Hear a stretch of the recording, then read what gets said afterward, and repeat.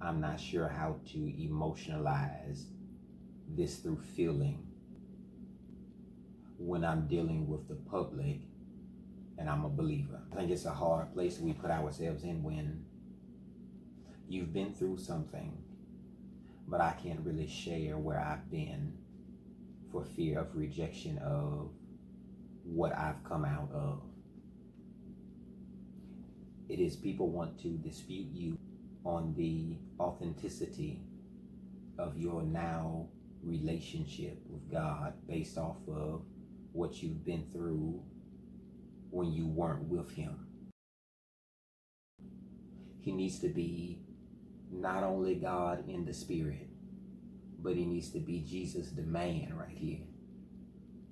The disciples come in on scene and they tell Him, they say, Lord, your friend Lazarus, the Bible depicts for us, He says, the one you love is sick, and it seems like it's not going to end well. Jesus looks at him and says, listen, this won't end in death. You go on and read in the story and you find out that Lazarus, Jesus' friend, you may know him as Simon the leper, dies. And Mary's standing there saying to him, I appreciate your show up. I know this is going to be a miracle, but had you been here, we wouldn't have to face this kind of trial. And Jesus says to her, have no fear. He's only sleeping, for he will rise again. I'm concerned about the mourners today. I'm concerned about the people who are not outlined in the story. Mary, we know, is the one asking him, where were you? She runs and goes get Martha and asks her to come see the Lord, to hear what she's saying. And they can stop him where he's talking, saying what he's going to perform, and say, you're not listening to me. I know you can get me out of it. I know you can pay it. I know you can get another house. I know you can get another car. I know you can sign a new lease and you can get new clothes, but the replacing of the material does not take away from the emotions of what I've been through in the mess. I'm talking to somebody on tonight who can identify with the Mary and Martha's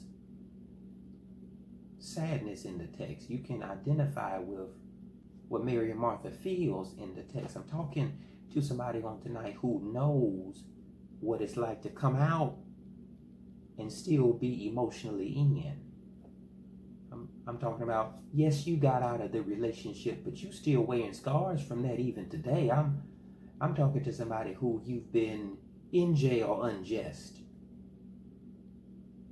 You get freedom, but freedom came at a price. It cost you your time. They can't give you that back. I'm talking to somebody who put years in, and somebody would just get up and walk away on you.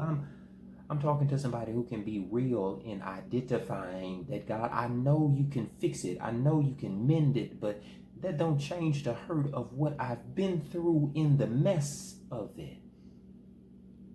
Had you been here, they said,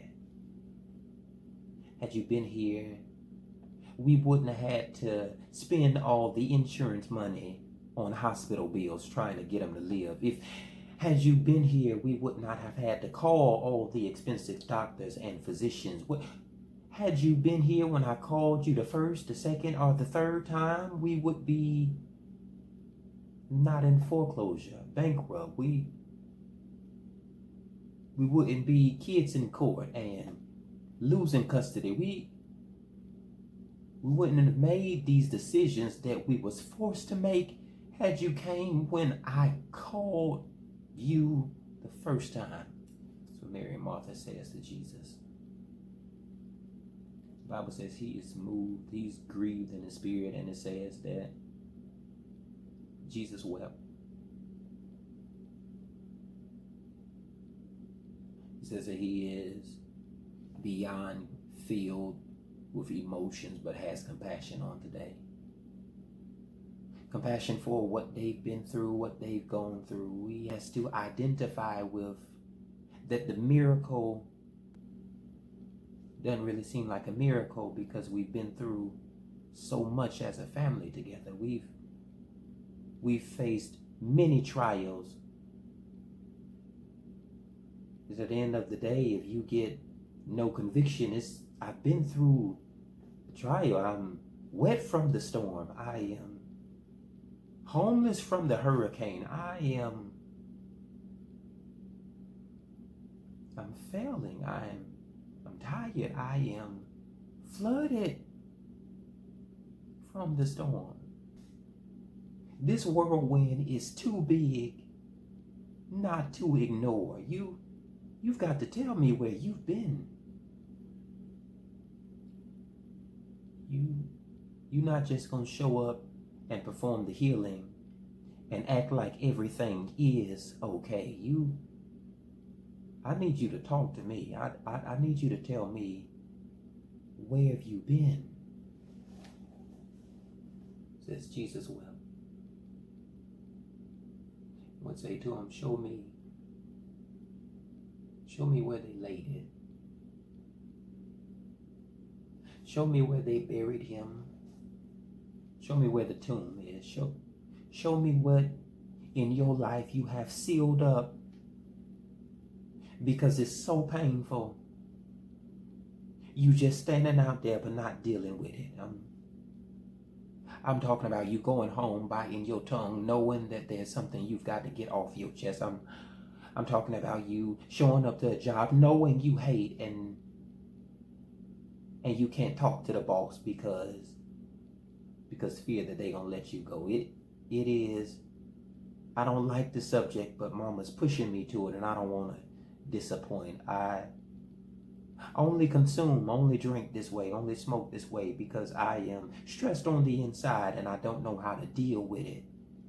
I'm talking to somebody who just shows up because they don't know what else to do but show up. You can't even thrive in it, but you just showing up just to say I'm here. You will know what to do if they let you go. You'd be lost if you couldn't keep on coming back to this spot. Show me where they laid him. Where did you put it down at? Knowing that it's only going to smell bad. The stench is only going to get bigger. The body is only going to decay. It's only going to infect you more while you're ignoring it when you need to be incinerating it.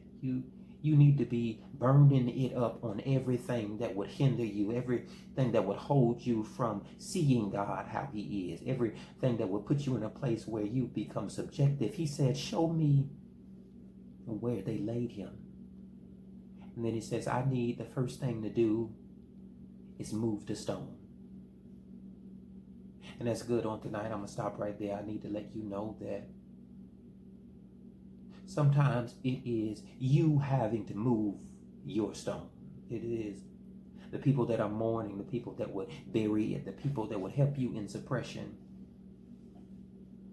First start with your inner self. You have to be so willing to beat on it until it makes people move it. It is that I can't stay here. I have to come out. So I deal with it while I'm in it. So when I come out, I don't never have to go back.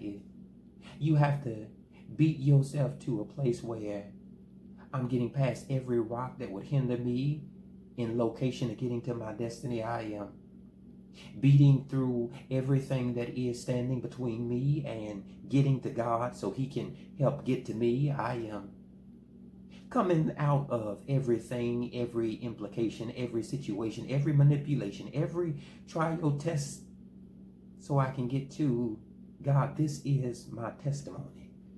Where I buried me, allowed me to die.